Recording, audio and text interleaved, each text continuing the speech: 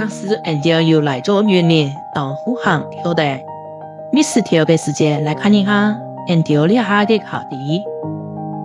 是咖啡，喺俺们做的系幼童化的世界，来看幼童化。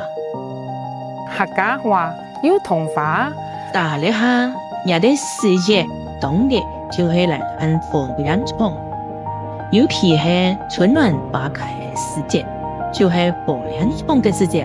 故作要强大家，卡是还不也有限的事来顾下看火烟囱，係最正輕鬆的好素材。今日我要含大家来山地哦，看火金菇啊，就是个火烟囱，这拢有呢。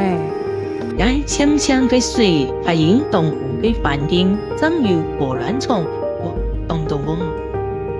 一下這嘅素材應該係最多，人就得一年咯。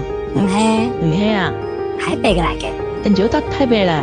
錯，人就用半啲呢邊我油。唔認同那個。誒，係啦，元年就會散出府，呢下係最多一年嘅年，來係元年嘅年，調試來看，4月18開始。